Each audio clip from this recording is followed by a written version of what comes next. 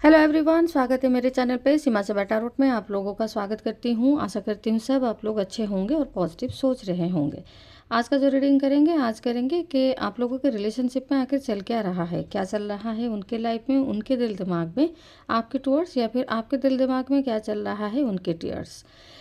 यहाँ पे ये भी देखेंगे कि अगर ऐसा चल रहा है तो आगे नेक्स्ट एक्शन या फिर नेक्स्ट 7 डेज़ के लिए 15 डेज़ के लिए क्या कैसी एनर्जी आप लोगों के रिलेशनशिप में रहने वाली है।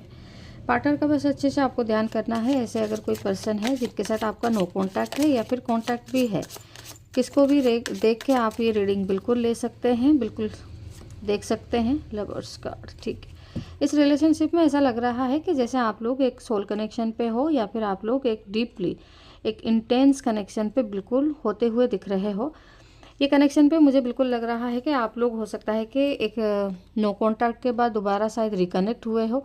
कुछ ट्रांसफॉर्मेशन के थ्रू आप में और आपके पार्टनर में कुछ चेंजेस आए हैं। चेंजेस के बाद ही आप एक दूसरे के साथ कनेक्ट हो पा रहे हो या फिर हो रहे हो।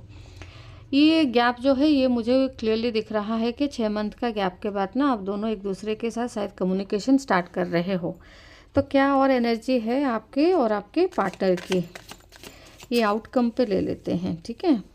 ओके, आपकी क्या एनर्जी है और आपके पार्टनर की क्या एनर्जी है, चलिए देखते हैं। एनर्जी को क्लेम बिल्कुल करना है आपको। यहाँ पे 666 जो है वो लिख के चलिए देखते हैं क्या एनर्जी है आप लोगों की रिलेशनशिप में, क्या कुछ चल रहा है। प्लीज़ यूनिवर्स बताइए क्या चल रहा है रिलेशनशिप में मेरे व्यूअर्स के मन में और उनके पार्टनर के मन में, ठीक है। किंग ऑफ वॉन्ड्स, ये आपकी एनर्जी, ये आपके पार्टनर की एनर्जी। 5 ऑफ सोर्ड्स, ब्रेकअप आप लोगों के बीच में बिल्कुल हुआ है और ये मुझे लग रहा है कि कुछ दिनों से आप लोग फिर से शायद बात वगैरह कर रहे हो। 3 ऑफ पेंटिकल्स, डेफिनेटली आप जिस पर्सन के साथ डील कर रहे हो सकता है कि वो पर्सन मैरिड हो सकते हैं या फिर आप मैरिड हो सकते हो या फिर वो कमिटेड किसी के साथ है। आप सिंगल हो सकते हो या फिर आप सिंगल लेडी हो सकते हैं। 6 ऑफ वॉन्ड्स, दोनों के दोनों मैरिड है लेकिन कोई एक सिंगल भी यहाँ पे है, ठीक है।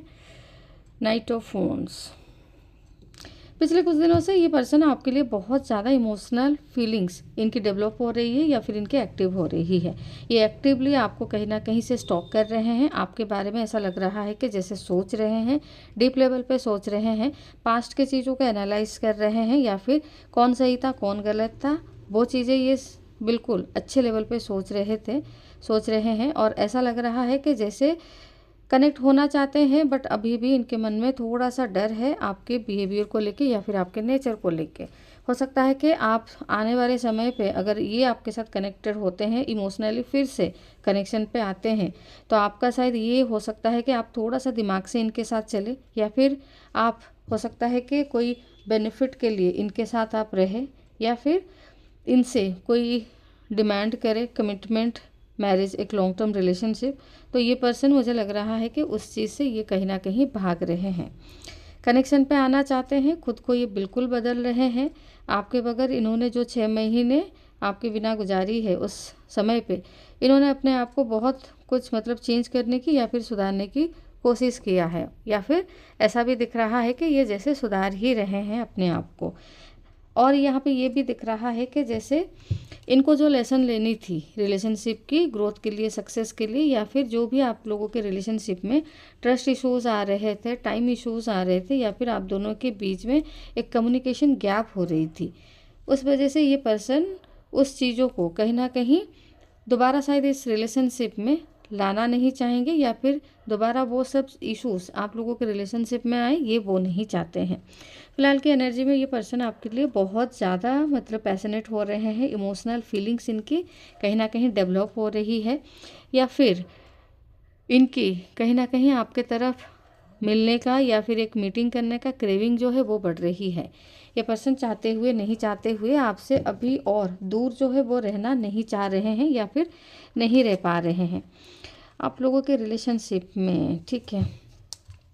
पास्ट में आप लोग एक इमोशनल कनेक्शन पे बिल्कुल थे और इमोशनली आप लोग एक दूसरे के साथ बहुत ही ज़्यादा मतलब कनेक्टेड थे। ऐसा लग रहा है कि जैसे आप लोग अंडरस्टैंडिंग अच्छी थी, या फिर आप दोनों के बीच में जो अनटोल्ड वर्ड्स होते हैं ना, वो आप दोनों को बताए नहीं बताए, फिर भी आप दोनों एक दूसरे के वाइब से ही पता चल जाता था कि सामने वाला पर्सन आपको बताना क्या चाहता है। यहाँ पे डिस्टर्बेंस क्यों आया पता है? आपके पार्टनर की बॉसी नेचर या फिर आपके पार्टनर की डोमिनेंट नेचर, और आपकी हो सकता है कि उनको कंट्रोल करने की नेचर। दोनों की नेचर कहीं ना कहीं यहाँ पे मुझे मिसमैच होते हुए दिख रहा है। जो वो बाद में आपसे चाहने लगे, हो सकता है कि आप वो फुलफ़िल नहीं कर पाए, या फिर जो आपकी डिमांड थी हो सकता है कि आपके पार्टनर वो फुलफ़िल नहीं कर पाए। यहाँ पे क्लियरली इशूज़ दिख रहा है कि ईगो इशूज़ है, मिसअंडरस्टैंडिंग इशूज़ है, या फिर ट्रस्ट इशूज़ है, जिसके वजह से आप लोगों के रिलेशनशिप में प्रॉब्लम आया था। ठीक है, फिलहाल की एनर्जी में आप अपने पार्टनर के साथ कनेक्ट तो होना चाहते हैं, बट थोड़ा सा दिमाग यहाँ पे आप यूज़ करेंगे। इमोशनल लेवल पे आप तब आएंगे जब आपको पूरी तरीके से कंफर्म आप इस पर्सन को लेके हो जाएंगे कि ये पर्सन वाकई में चेंज होकर अपने आप को आपकी तरफ ना लेके आया है। ठीक है, तब तक आप, मुझे लग रहा है कि इनके तरफ उतनी इमोशनल इन्वॉल्वमेंट आप नहीं दिखाएंगे, या फिर वेट करेंगे कि इनके तरफ से आपको कोई पॉजिटिव रिस्पॉन्स मिले, या फिर इनके तरफ से आपको कोई इमोशनल मूवमेंट मिले जहाँ पे आप डिसाइड कर पाए कि आपको इनकी तरफ आना है कि नहीं आना है।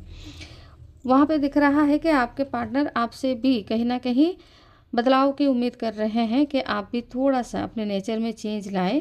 पैशनेट ये अभी भी है, जैसा ये पहले थे आपके लिए, अभी भी दिख रहा है कि ये आपके लिए अभी भी पैशनेट है, अभी भी वही वाला इमोशंस आपके लिए है। हो सकता है कि इन्होंने ये जो गैप में किसी और के साथ दोस्ती बनाने की कोशिश भी किया था, बट शायद वो अनसक्सेसफुल ही रहा है। इसीलिए ये पर्सन, ऐसा लग रहा है कि रियलाइजेशन तो इनको फुल हुआ है, इसके वजह से ही ये आपके तरफ आ रहे हैं, कम बैक कर रहे हैं।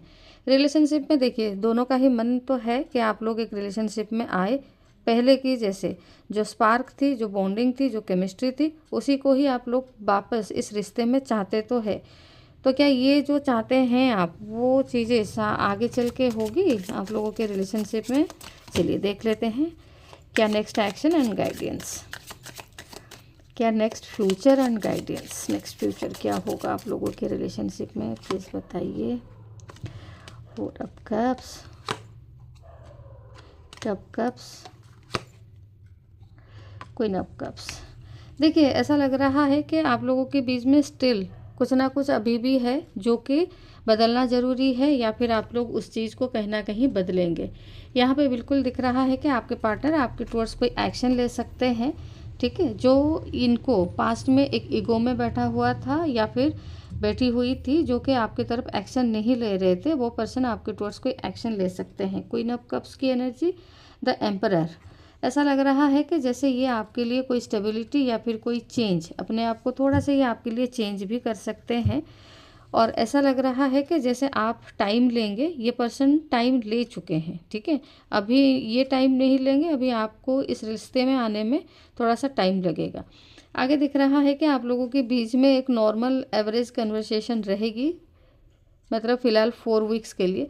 उसके बाद ही आप इस रिश्ते में कोई मेजर चेंज जो है वो आप एक्सपेक्ट कर सकते हैं। मतलब जनवरी 2026 से ये रिलेशनशिप में पॉजिटिव चेंज जो है वो बिल्कुल आएगी, और आप लोगों का बिल्कुल, कोई यहाँ पे अपना ईगो छोड़ रहा है, कोई अपना जिद छोड़ रहा है, कोई अपना गुस्सा छोड़ रहा है, कोई अपना रेस्ट्रिक्शन छोड़ रहा है, और कोई अपना कंट्रोल छोड़ रहा है। ठीक है, आपको अपने अपने क्या इश्यूज़ हैं आप लोगों के बीच में, आपको क्लियरली वो चीज़ें पता है। ठीक है, थोड़ा सा सेक्रीफाइस करेंगे तो चीज़ें जो है वो बिल्कुल आगे बढ़ सकती है।